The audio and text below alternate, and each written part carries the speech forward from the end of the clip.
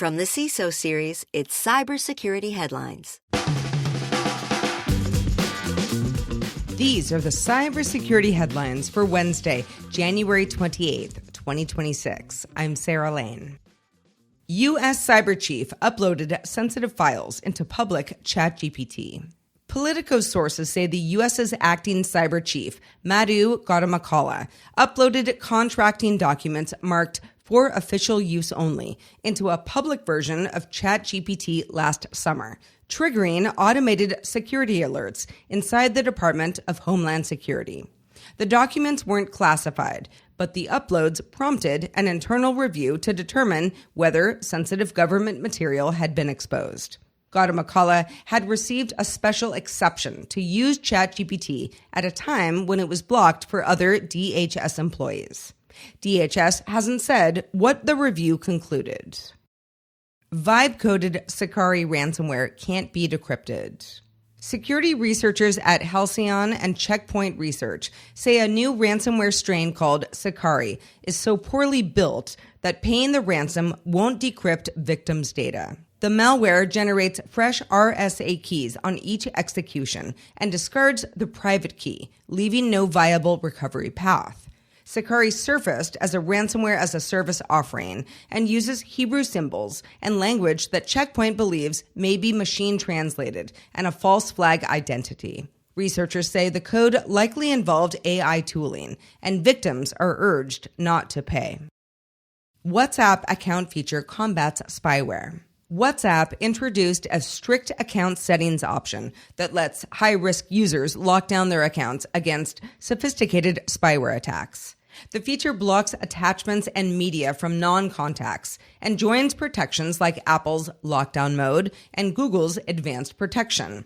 Digital civil rights group Access Now called it a useful free safeguard for journalists, activists, and other vulnerable users. Users can enable it under Settings, Privacy, Advanced. Mustang Panda deploys info stealers via Cool Client.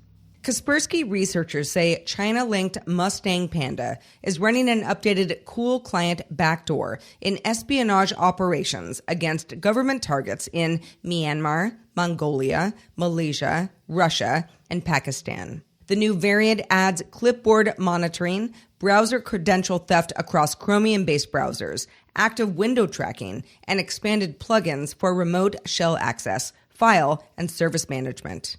Researchers also saw operators using hard-coded API tokens for Google Drive and Pixel Drain to exfiltrate data. Huge thanks to our sponsor, Conveyor. Ever dream of giving customers instant answers to their security questions without ever filling out another questionnaire? Meet Conveyor's new Trust Center agent.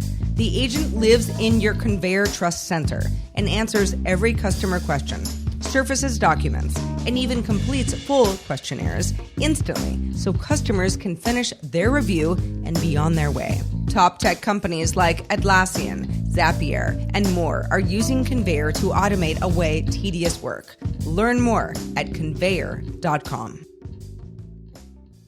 Judge dismisses Virginia flock camera case. A federal judge upheld Norfolk, Virginia's use of 176 flock automated license plate reader cameras, rejecting claims they amount to unconstitutional warrantless surveillance.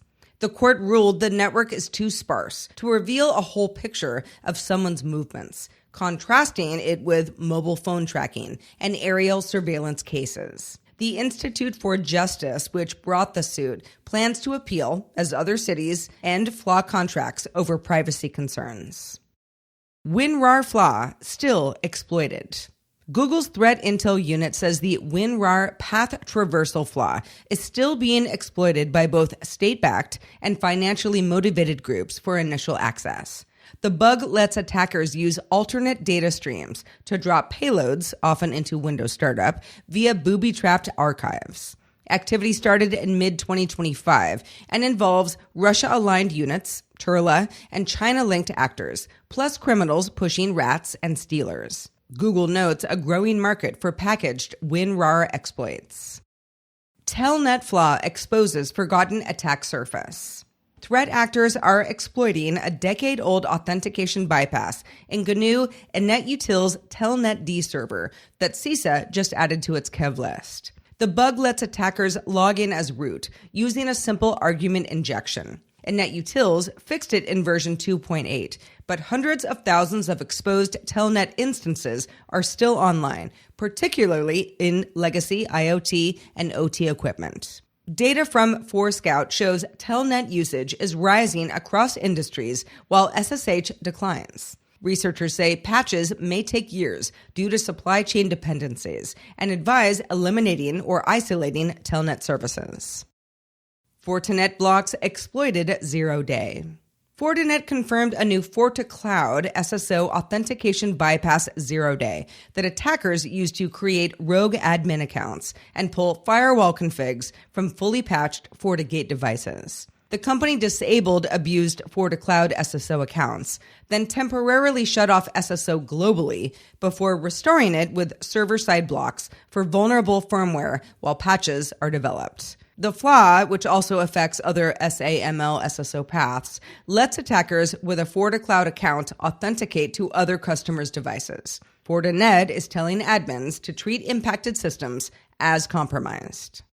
Have you checked out our Security You Should Know podcast? Each episode, we answer all the questions CISOs have when first learning about a new solution. We have featured dozens of vendor solutions on the show already.